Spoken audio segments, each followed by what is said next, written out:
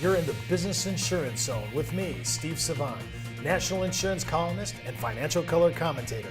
This week on The Biz, the Social Security series, the American retirement system. And on today's show, an introduction to Social Security with CPA and national financial columnist Ken Davis.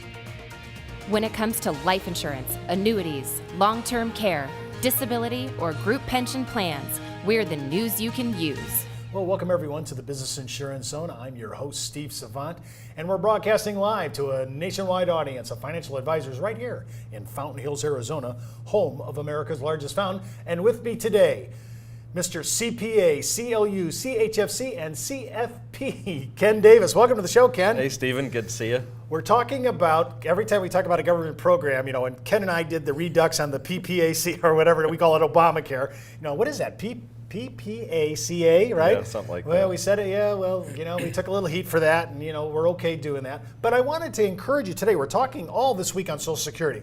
I have to tell you, I thought I had a good understanding. I have to say, Ken. I read Ken's blockbuster article, which we have not released yet, and it is a blockbuster article. And one of our show giveaways is going to be the 1040 overlay. This form is huge, and we did a huge Social Security / Medicare, Medicaid manual. It's all going to be giveaways. All you have to do is write thebiz at brokersalliance.com. We'll send it to you. But Ken, let's talk about it. Let's get into it. Show one. Let's do an introduction because all our advisors are watching this show. And I know that I thought I had a handle on this, and the stuff that we're going to talk about all this week, and some of it in consumer language, right? Mm-hmm. To give us an ability to talk in the right nomenclature, use the right vocabulary. You are going to be shocked, and I'll be surprised if everybody says after this week, they'll say, oh, I knew all that. So I'm going to be surprised. Let's get into it right now. Why do we care about Social Security? Because I didn't care until I read your article.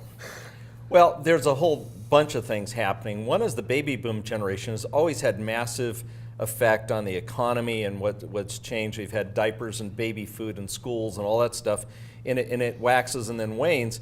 Well, we've got this whole group of baby boom generation that are hitting Social Security, and I can tell you that, when I talk about life insurance or annuities, their eyes glass over and they don't want to hear about it. Everybody and his brothers tapped them on the shoulder and they're tired of it. But you talk about Social Security, and their ears perk up, they get excited about it, they're interested. They start asking me for help. And so I've been studying this whole Social Security thing, and I'm just blown away at the additional income that we can put into our clients' pockets by understanding the Social Security rules, when to make elections, how to make elections. And the reason is there's actually 3 benefits we'll be talking about, and you can switch from one to the other. There was a new tax law, law in 2000 that made a lot of this possible, and it's just now starting to surface. It's taken that long for people to get their arms wrapped around it, and part of that is we didn't have the tools because it takes up to 81 calculations to get this right. Are you kidding me? No. I'm assuming there's software programs now that can kind of help us do this. That's exactly right. And the software programs are a tool, and they get us there. There's going to be some people thinking all they have to do is plug in numbers and they're there. But no, that's not going to happen. But as planners, we know that part of this includes some delays to maximize benefits, and we have to address things. What if they die early? Well, life insurance takes care of that. How are they going to live if they don't take the income initially? We have to look at the assets and reallocating them and create some income. So there is some planning that goes along with it, but the tools are wonderful. And Steve, on average, they estimate people leave about $14,000 in benefit on the table. Mm-hmm. And for our clients, we're talking 20 to 30 or better.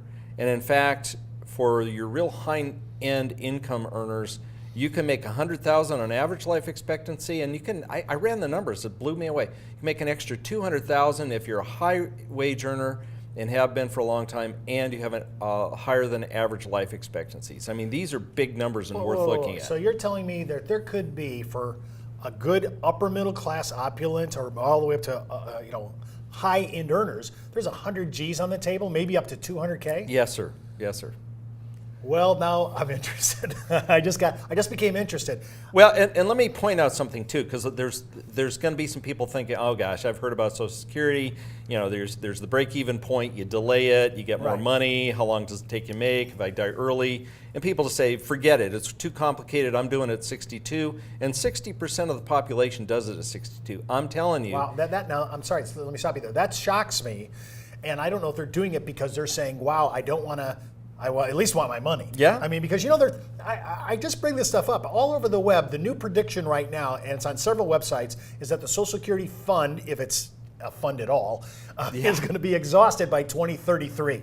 All right, there's the issue. And by the way, not to do a little history buff here, but I can't pass it up. I mean, when I look at this, everything we're talking about, I mean, in 1935, they passed the Social Security, right? They pass it. Then it goes to the Supreme Court, and the Supreme Court says that it's nothing more than a tax, and Congress has the right to tax, so they say it's okay. Right. And then in 1960, we have another court challenge to it, and they say, oh, by the way, not only is the fund not guaranteed, there's no promise here, there's nothing back to the taxpayer, American taxpayer, that we have to pay this at all. And I'm like, time out. Yeah, there is no lockbox. This really isn't a retirement fund. They're just buying their own bonds. It's one hand pays the other. We could go on and on about that. And I really don't want to go down that road. There's too much good stuff here today. But the point is, as agents, as financial planners, we can help our clients maximize their income, and they're interested in hearing about it. And one of the things we're going to talk about is, once you get that relationship, and you could charge $0, you could charge $200, you could charge $500, depending upon your legal status in terms of taking fees. You could do this, and that's all you do, okay?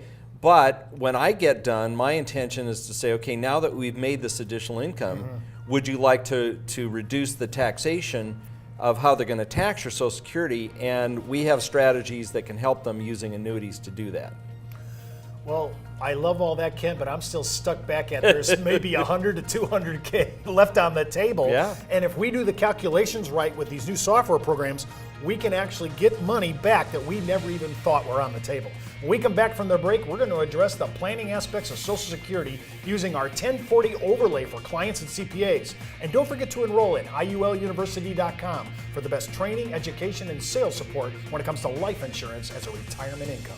You're listening to the insurance industry's #1 resource for products, planning ideas, carrier information, and interviews you can use.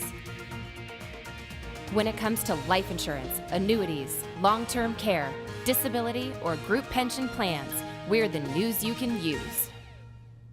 Welcome to the Brokers Alliance Workshop. I'm Jessica Lopez, and that's Steve Savant. What are you doing? I'm collecting all our table shaving manuals for substandard cases for the impaired risk season. Steve means companies who take off 3 to 4 tables using lifestyle credits. But most companies just take a little bit off the top with a planer. But in our workshop, we cut the legs out from under the table to deliver the best offer. If your case has been rated, we'll show you how table shaving with the right company can deliver the best offer. Now that's a table shave. Well, welcome back to the Business Insurance Zone. I'm Steve Savant with Ken Davis. And remember, you can order today's giveaways at thebiz at brokersalliance.com, the 1040 overlay, the provisional income test for Social Security, and our monster Social Security manual, which includes Medicare and Medicaid. And just a heads up, before moving forward with anything that we talk on the show, especially this show, always consult your tax advisor and your broker-dealer compliance officer. And remember, it's Breast Cancer Awareness Month, so keep in mind that we're already setting aside substandard cases, such as breast cancer, for the impaired risk season that's coming up right around Halloween. We're talking about the planning aspects of Social Security using the 1040 overlay for clients and CPAs. But before we get into it, one last redux for Steve. I read an article by a gentleman named Matt Cover, who actually interviewed with the Democratic congressman out of Tennessee, Jim Cooper. And Jim Cooper probably is the most honest guy. If I lived in Tennessee and normally I'm an independent, I might vote for this guy because he's about the most honest guy I've ever read about Social Security. And he goes over the same things we just said. Yeah. No guarantees. There's no fun. They can change the rules at any time. I just want you to know what we really have here. And I want seniors to know it. And let me tell you, if you think this election matters, this is something you should be into. So let's get back into it, Ken. Okay. Because I know we can't get too much into that. I could blow a whole week on Oh that. yeah, sure we could. So let's talk about it because we're looking at the aspect of really understanding Social Security. If you're married, if you're divorced, all this matters. And now you're talking about 6 figures could be on the table for upper middle class to affluent. And Ken, I'm so sorry to say this. I remember back in the day when my grandparents started receiving Social Security and they didn't have to pay taxes on this. And Right. then in 1980, Right. Yep. we started taxing this stuff. Now, we were told they'll never tax it. Now we're taxing it. And now what? One of our thresholds is at 85%, ordinary income. Right. Well, and even worse, and we've talked about this in prior articles and shows, is the fact that when this was put into place, they were trying to shore up the Social Security system, and it seemed okay because the thresholds at which they started to tax people were for truly, people that could be classified as rich. And of course, that's a definition we could all argue about, but it was pretty high up there. Well, inflation just eats away at those thresholds year by year, a few percent here, a few percent there. I mean, it's been, since 1980. So that's a long time. Well, now those thresholds are very much into the lower middle income classifications. And so now this tax that was supposed to hit the rich is now hitting everybody for the most part, if they're paying taxes at all. And so, it's interesting. I started off doing the taxation of Social Security income because I'm a CPA. And I've been studying the whole Social Security income and making the elections. And then I became aware of the Medicare premiums for higher income earners can pay over $3,000 a year per person. When you start looking at this whole thing, the elections of Social Security for income, the taxation of the Social Security income, the Medicare premiums being higher, and all the stuff pulled together, there's some really substantial information here. And I'm pushing more and more into becoming a Social Security specialist because people are interested in it. They want to hear about it.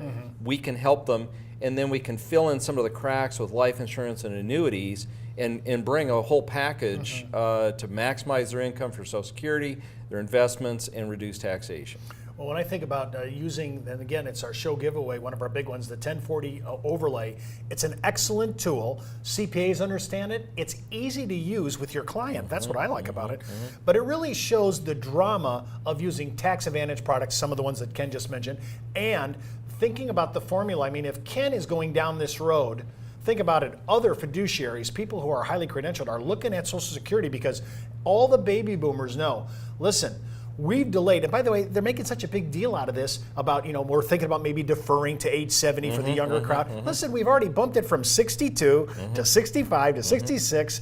Now we're heading up to 70. Yep. I mean, on certain, everybody's being bumped. It isn't like we haven't done this before. Well, I think out of the many solutions to shore up Social Security, one of them that has to be on the table, will be part of the formula, if not all of it, is extending the ages out. And so I think people have to think about that. And then I saw an article that said the whole system could be shored up if they cut benefits by 25% across the board.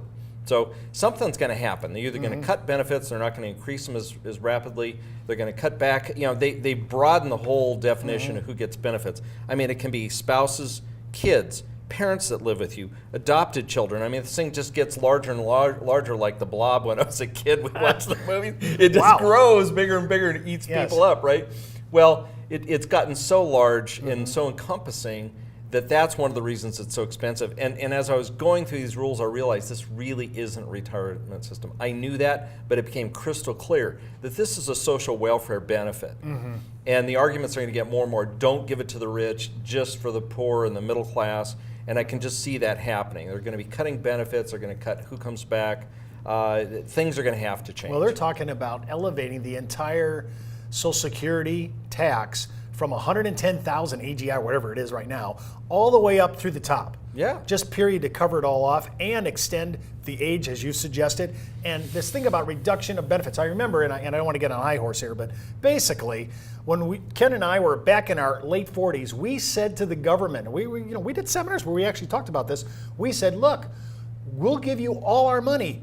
Just let us out of the system and let us do what we want to do. Yeah. I mean, we had no problem. I'm willing to surrender everything. I was about 47, 8 when I said this. I'll surrender it all from that day all the way back. Just let me, going forward, take out my own money, invest it my own way. Well, too late now. We're 60 plus. I want my money. I don't want reductions of benefits. I want all of it, especially after you see these shows. And remember, you can watch this show and all our shows by clicking on the red on-demand button right on our homepage at brokersalliance.com. Well, that's the Buzz on the Biz for today. You've been in the zone, the business insurance zone. The Biz is brought to you by Brokers Alliance, a national leader in insurance products, support services, and educational workshops. When it comes to life insurance, annuities, long-term care, disability, or group pension plans, We're the news you can use.